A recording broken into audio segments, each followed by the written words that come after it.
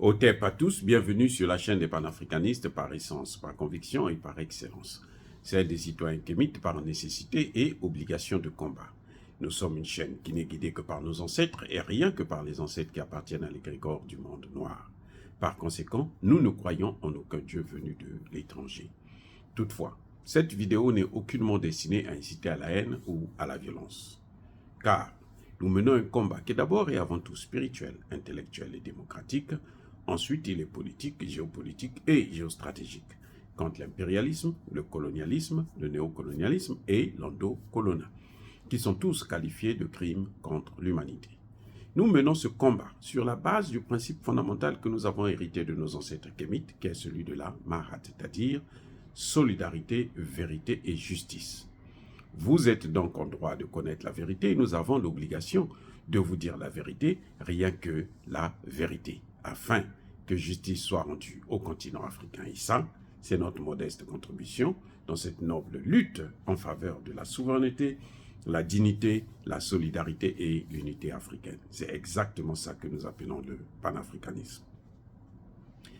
Bien-aimés frères et sœurs, pourquoi Emmanuel Macron ne veut pas recevoir Blaise Compaoré qui leur a rendu autant de services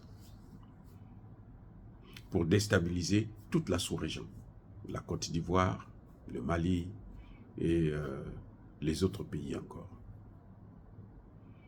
Pourquoi un homme qui vous a rendu autant de services, vous l'interdisez de venir se faire soigner chez vous? Vous savez que lui n'a pas construit des hôpitaux chez lui parce que vous lui avez toujours garanti que la France était chez lui, à n'importe quel moment, il peut rentrer, sortir, il peut venir se faire soigner et puis repartir. Il vous a aidé parce que c'était le carrefour des terroristes.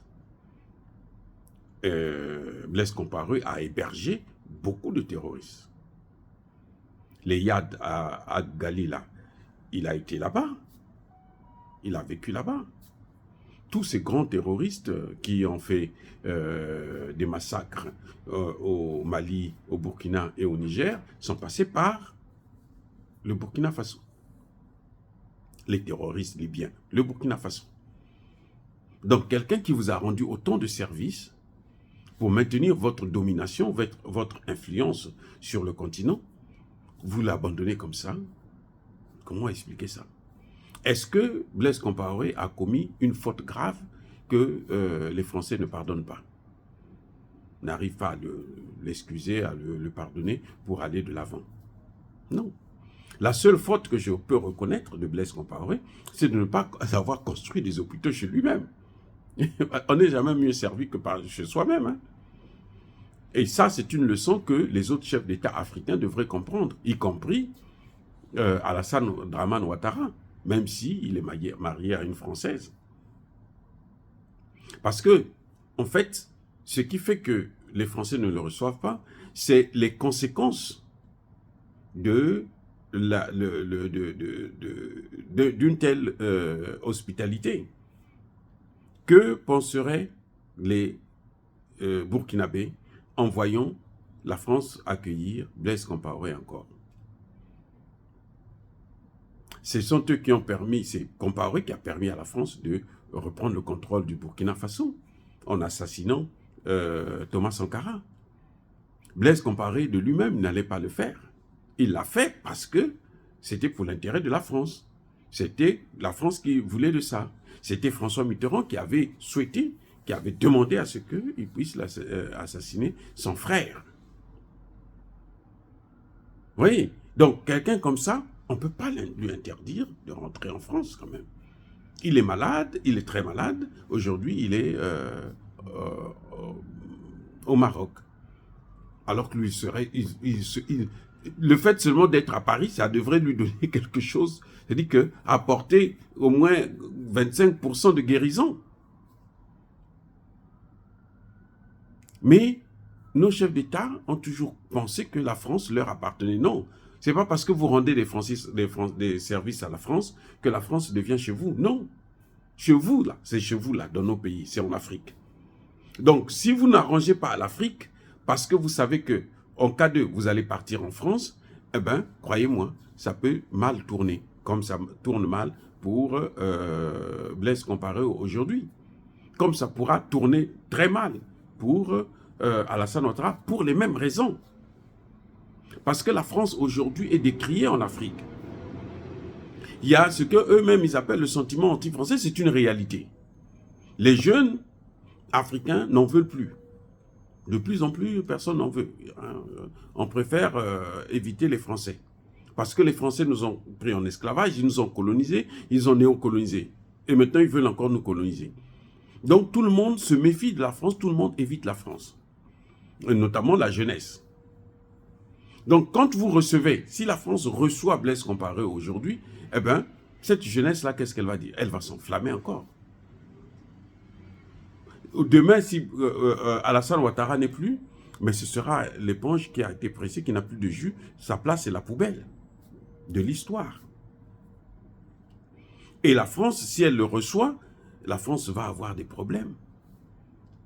Parce que la fougue qu'il y a aujourd'hui en Côte d'Ivoire, une jeunesse qui est très, très, très remontée, qui ne se calme parce qu'elle n'a pas les moyens, elle est traumatisée et on en a tué beaucoup pour mettre Alassane Ouattara au pouvoir. Et ce même Alassane Ouattara qui est au pouvoir, il risque de faire beaucoup de massacres. C'est pour ça que les gens se calment. Mais dès qu'il va partir, là, non.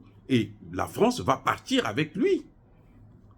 Ça aura des conséquences sur les relations entre la France et la Côte d'Ivoire. Parce que la jeunesse, personne ne va tolérer ça, puisque c'est la France qui l'a amené là et qui a tué des Ivoiriens, avec lui-même d'ailleurs, avec Guillaume Soro. Et donc, forcément, ils ne peuvent pas le recevoir. C'est pour ça que vous voyez qu'ils évitent Guillaume Soro.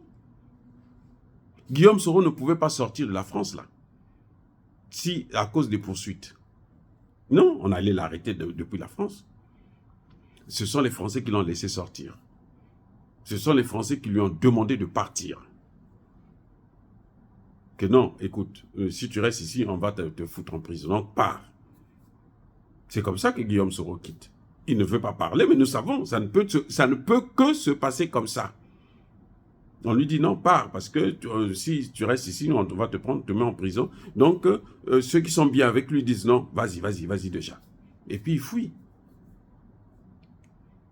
Mais s'il ne voulait pas qu'il puisse sortir, là, il n'allait pas sortir de la France, il serait en prison déjà, en France.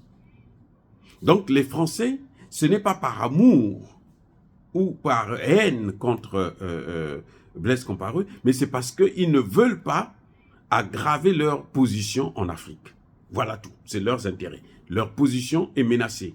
Ils ne veulent pas augmenter le sentiment anti-français en recevant Blaise Compaoré qui est vomi dans son pays, qui est recherché par son pays d'ailleurs, qui veut que son pays veut qu'il puisse aller purger sa peine de prison là-bas. Donc, s'ils le reçoivent, c'est comme s'ils mettaient un couteau dans la plaie. C'est ça. Ce n'est pas qu'ils ont un problème particulier, non. Et avec la France-Afrique, avec les Français, ça a toujours été comme ça. Avec l'OTAN, ça sera toujours comme ça. Quand tu n'es plus au pouvoir, tu perds le pouvoir, tu deviens comme une orange qui n'a plus de jus. Ta place, c'est à la poubelle. Dire cela, c'est inciter à la haine ou à la violence. Non. Il y a colère, il y a malin. Encore une fois de plus, bien-aimés frères et sœurs, je persiste et je signe. Soyez bénis. Soyez abondamment bénis par le Dieu de Kémit et par nos ancêtres angélisés. Mais que tous ceux qui persécutent le continent africain le pillent et le déstabilisent, qu'ils soient noirs, blancs, chinois, arabes, indiens ou qui qu'ils soient punis, maudits, foudroyés, neutralisés, écrasés, effacés par ce Dieu de Kémit et par nos ancêtres angélisés. Vive l'Afrique éternelle, j'ai dit et j'assume.